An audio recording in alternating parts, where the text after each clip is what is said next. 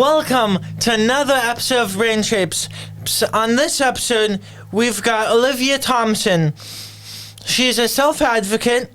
She's got a bachelor's in communication. She has volunteered for Easterseals, teaching disability history. She is also on the Youth Advisory Board for the Federation of Children with Special Needs. She is neuro and physically diverse as herself, and she has a lot to offer and insight to share with the community. In particular, high school to right now in these transition years, as we all know. So welcome, Olivia. Thank you, Matty, and I'm just so happy to be here. Nice. Well, we're happy to have you. So first off, if you don't mind me asking, what has been your journey so far? In kind of like, if you feel comfortable, like explaining like your kinds of disabilities and how that's affected you. Yeah, my journey has been interesting. It hasn't been a straight line. It has had its ups and downs. My disabilities include nonverbal learning disorder and cerebral palsy, which affects my left side of my body is just a tad bit weaker. But yeah, my journey, like everybody else, hasn't been what we expected, and yeah, it's just not been a straight line.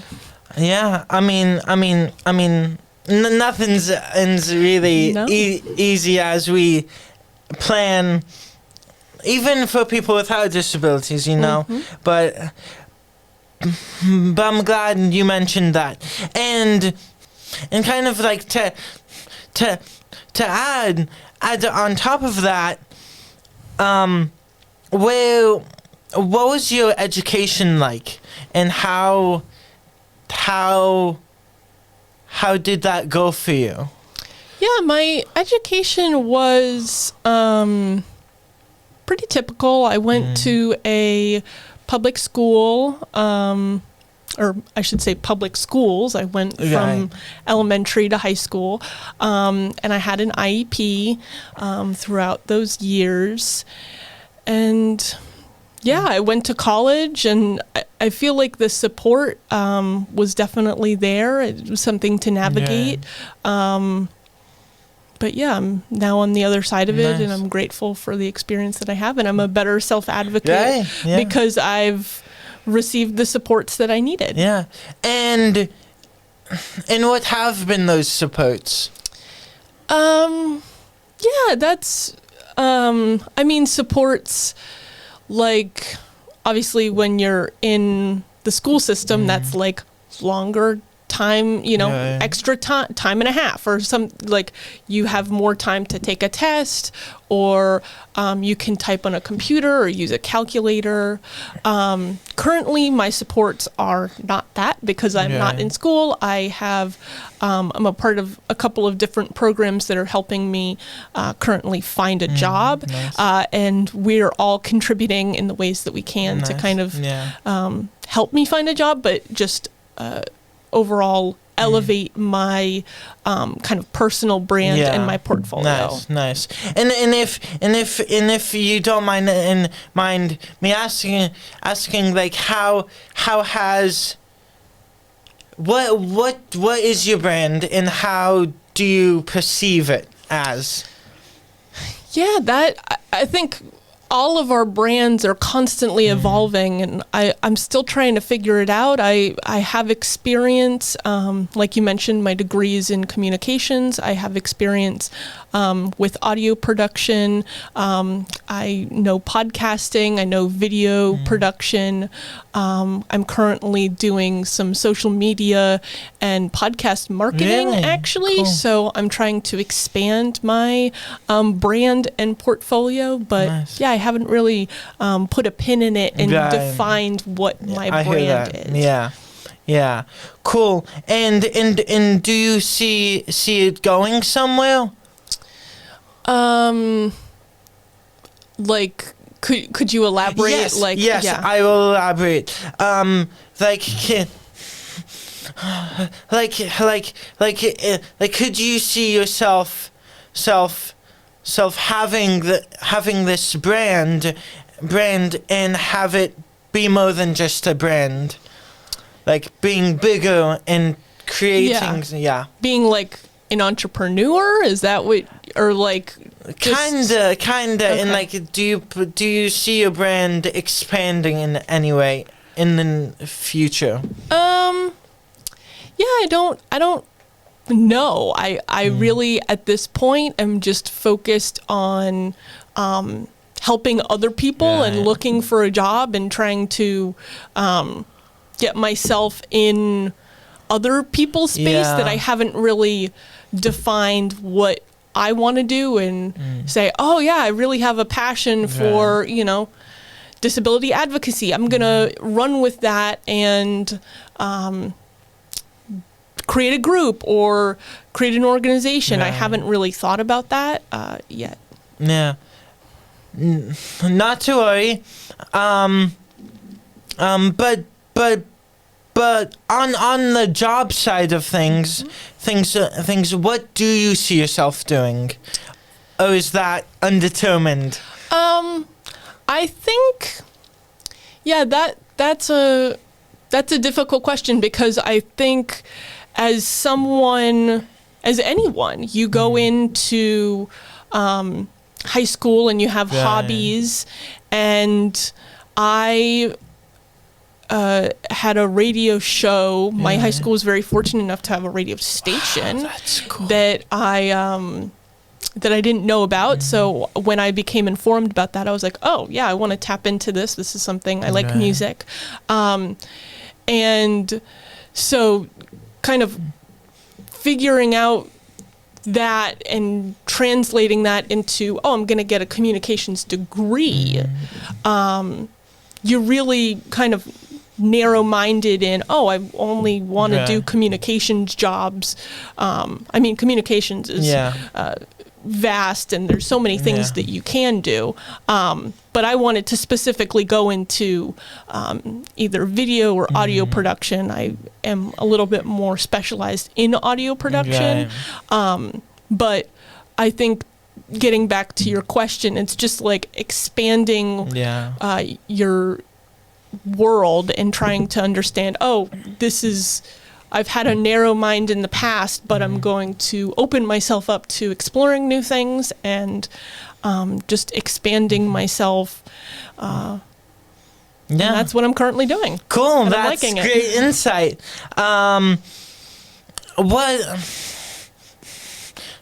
How has working in a radio show, right? How has that helped you get a degree in kind of, how has that kind of shaped the direction in getting that degree? Yeah, I think that discovery and that initial time that it took for me to kind of get adjusted to being on the radio was great, because it opened me up, and I really found what I wanted to do. Before I was on the radio, I just didn't know what I wanted to do. I wasn't even, in fact, planning on going to college. I was like, I don't know. I'm just, school was a lot at the time. It's very demanding. You have classes to manage. You have, outside of school things to manage. So I was kind of a loose cannon, but I think getting on the radio and really kind of finding that I liked looking for artists and curating my playlist every week and listening to good music really put me in the right direction for, let me figure out if this is something that I can explore post-grad in high school and eventually go to a college that offers support for me, but also support for what I'm passionate about, which is radio and audio production. I love it. Yeah. What were some of the biggest challenges in high school? I gotta look in my little memory box. It's been a couple of years. Well, it's been more than a couple of years. But I think it was really just the purpose. I think that, to sum it all up, what is your purpose? What are you doing? What are you waking up every day and you're like, I'm going to go and I'm going to do this and I'm going to do it wholeheartedly and I'm not, I'm passionate about it. I'm passionate about my work. So in high school, I think that my lack of passion definitely bled into other parts of my day and of my schooling. I hear that. Just kind of like, I don't know, like I'm just, moping around, or I don't really have a passion or a clue, or no one's really helping me. I was very resistant to change. I mean, I think everybody's resistant because oftentimes we see change as a negative thing, but change isn't always negative. I think I think my challenges in high school really internal. And oftentimes it was hard to communicate with people like, hey, this is what I'm going through, or it just became too much. And so I would just kind of like shut down. Oh no. So it's like kind of like that self-doubt, Yes. Yeah, I hear that. Well, we both got experience in that for sure. Yeah. For sure. Now if I may shift a little, Please. What's transportation been like? It's been I'm trying to figure out how I'm gonna chronicleize tell the story. Transportation's been interesting. I grew up in the greater Boston area in Somerville, which is a very accessible place that transportation is very abundant. You have a whole bunch of kind of different lines of the T bleeding out into Somerville, and it was great. I walked to school. I could, there was just a lot of freedom and independence. Then we moved out into, I guess you would call this Metro West Massachusetts, to Boxborough. And that was really, I guess I could call it a transit desert. There wasn't a lot of transportation, unlike Somerville, where there was just an abundance of buses and trains, and you could get places easier. This was, there's a commuter rail stop the town over. And as someone that doesn't drive, that just became more, the gap was just widening at that point. So I went to school in Franklin, which is near Foxborough, and I was pretty able to navigate like getting home for a weekend, or but not like completely. If I was still living out here, and I know you have transportation struggles, I probably couldn't. I would probably be going, I don't know, I wouldn't be happy. So I'm currently in Somerville, back in Somerville, and that is definitely a help. Yeah, that is definitely some fresh air in the nostrils, and like you can walk to the store and you can, take the tea somewhere, and you can go to all of these events that I'm so active in. I have so many organizations. That's great. So. Yeah, and it's still very accessible. Yes. Oh, for sure. Yeah. Yeah, and like what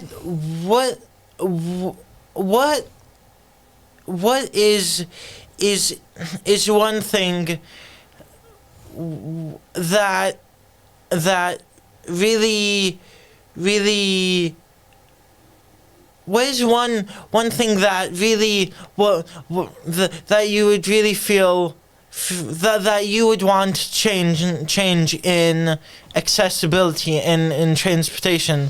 Like, what if it's like one thing that you would really add and advocate for? That is a great question. That is a heavy question. I obviously can give a subjective answer and my own opinion, and I think that I guess something that could be worked on. I know that there's a lot of places like Boxborough that have limited transportation around them. And that's something that I think, the state could work on within, the next 10, 20 years. But I think a more immediate need is within the system and getting accessible cars.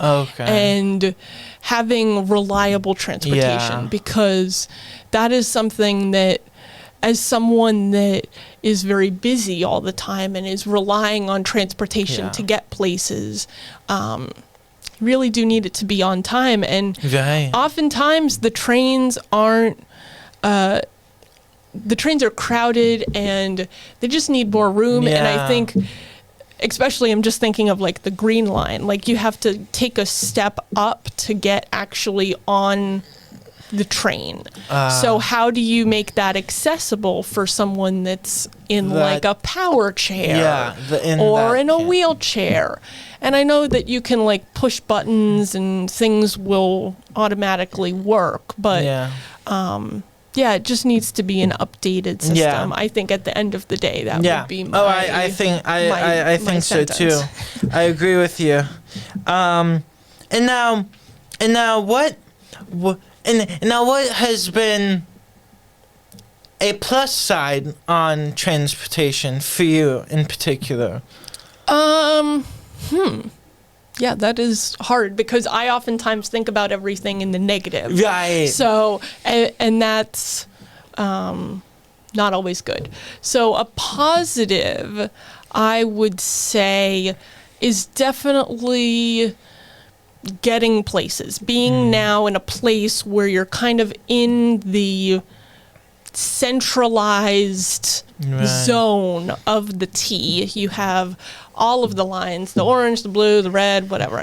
Everybody can look that up later. But but you're in a place where you have so many options on how to get places. I think that just opens up a world of possibility and community, especially as someone that's actively trying to find a job. You have so many more opportunities than you would in a place that doesn't have those options for transit. Yeah.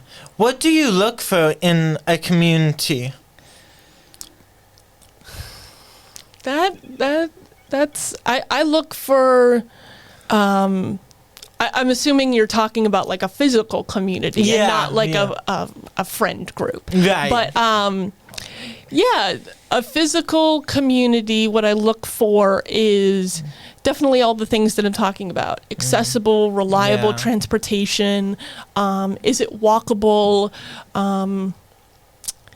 Is it not too crowded? I know that New York is very crowded all the Yes. time. Of course, it's a tourist city. Yeah.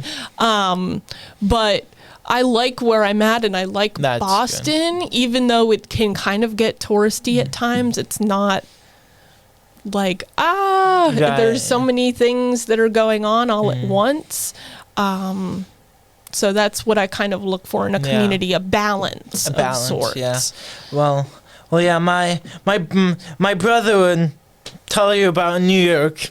Oh. Yeah, he just moved recently to New York, and it's like, my parents are like, good luck.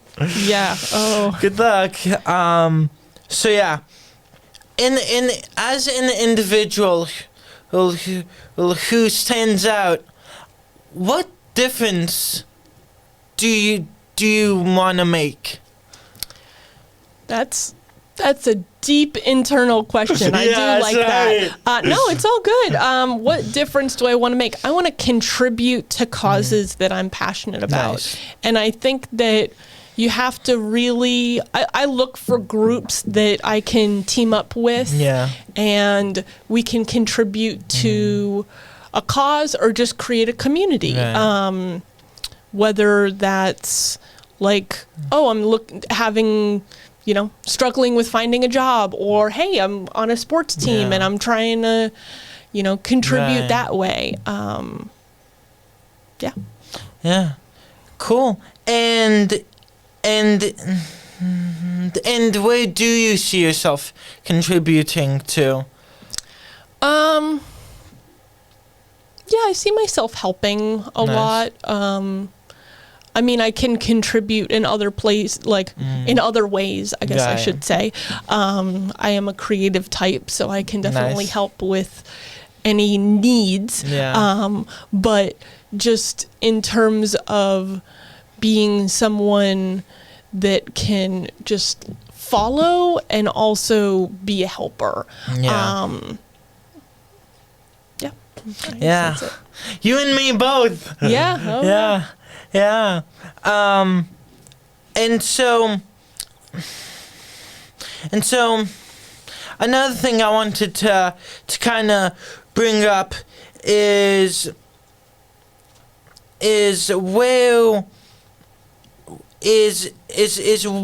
what kind of environment do you like working in? Yeah, that's something that I think a lot of people should take into account when they're looking for a job. I think getting back to my previous answer, I talked about balance. And I think that is something that I look for in a job, where it's something that maybe isn't stressful 100% of the time. You have your downtime or your time where you're just twiddling your thumbs, but then there's times of high intensity, and maybe even you want to take your hair out or something. But yeah, I think just trying to find an environment that is kind of natural and that one that you can fit into. I don't want to be kind of trying to put myself in a place where I don't feel welcome, or that seems a little bit too intense for me. Yeah, I hear that. Yeah, and as a world that is currently changing, and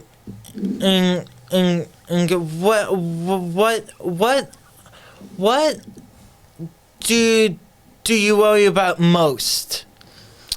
Yeah, that's something that everybody probably has on their mind or is going to be thinking about. I think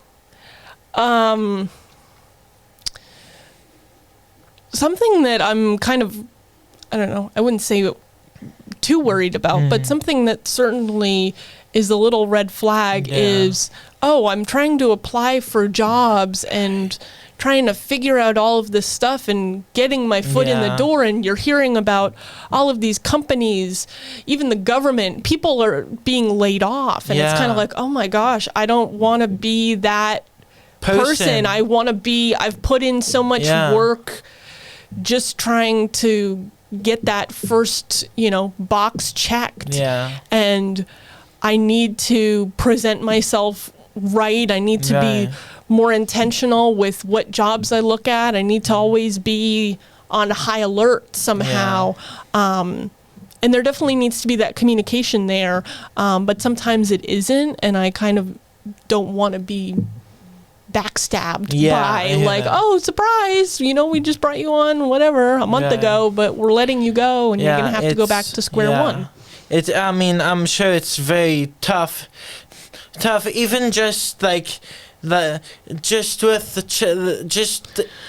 thinking about that with the, and also thinking about all the struggles you do have on top of like, oh, will I fit in? I don't know, Yeah, it's definitely like a multi-layered issue. Like, I'm trying to find a job, but then there's other things going on, and how are people perceiving me at work if I have a disability, and will I get laid off now? It's like, oh, how are things externally changing my actions and my decisions? And it's definitely like, I don't know, I'd rather cross that bridge when I get to it, but sometimes you can't.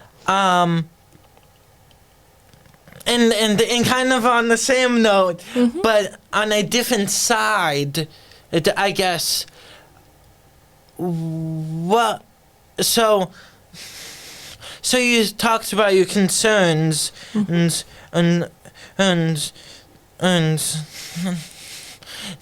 now is there anything that you would change, like in a perfect world, or what types of things do you see put into place in that perfect existing world? When it comes to like jobs. Jobs and just schools, education, anything really. I think I excel in getting the right support, and I think clear communication with my providers, whoever that may be. I'm currently a part of Mass Ability and their program called Next Gen, and I have a team member that I'm working with, but then I'm also kind of getting help elsewhere through them. They have a vendor that is helping me, but not really in the way that I want to be helped. So it's kind of like, how do you communicate that with these people? And I have been a part of the program for a long time, so there's that on top of it, is that we've been at this for almost 3 years. Well, I guess not 3 years exactly. Let's just say 2.5. But a long enough time that things should be moving forward in whatever that is. And so getting back to what in a perfect world would things look like? Clear communication with, between provider and client, I guess is how I'll say it.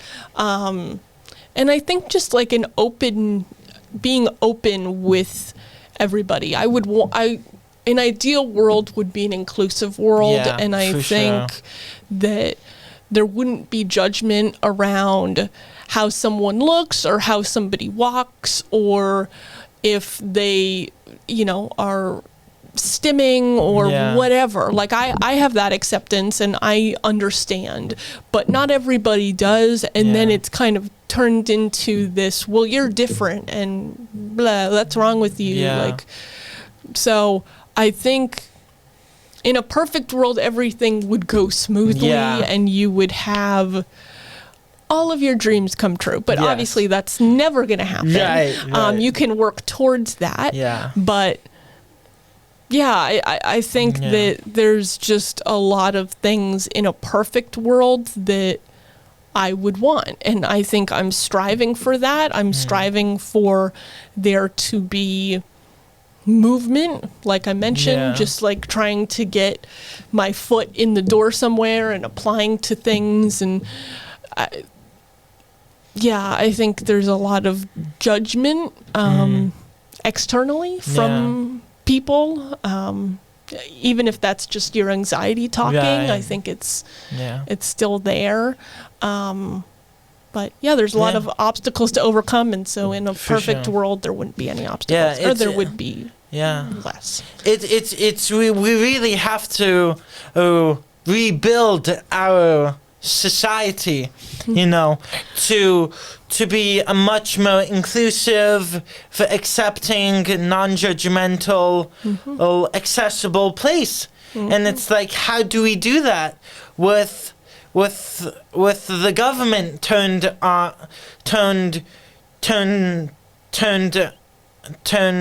away from us, and tearing away all these things that we need, you know? It's tough situation to be in. Yeah. Yeah. It's not. Yeah. It's not easy. Not ideal. It's not ideal. Being someone that went to school during a pandemic to now having, like, oh, you're trying to find a job and it's really been a struggle, and yet you're not getting the supports that you need, or when you are getting the support, it's not what you want. Right. Oh, I don't need help finding a job. I need help writing a cover letter or resume, or what are the connections? Well, we don't know. It's like, well, you're not helping. Like that's not help. Cool. Awesome. Well, before we end this time, do you have any advice you would give to anyone out in the community, whether it's finding a job, or whether it's employers, or whether it's at school? Like, is there anything any advice you would give? Yeah, that's you just listed a whole bunch of people. So I would say keep going, and even when the going gets tough, you got to just push through. You can take a break. Taking breaks are necessary, and to reset your mind and reset your body. And just have an open mind. I think that's what I would tell employers and tell prospective job seekers or whoever. Just have an open mind about the world. And I know that's not something that's easier said than done, but don't give up. Just keep going. Yeah. That's great advice. Yeah. Yes. So yeah, it was a real pleasure having you on, and I thank you, and for all you guys out there watching, and I hope this episode on Brain Shapes really helps and gives you insight towards a better society, and we'll see you next time. Thank you. Thank you, everyone.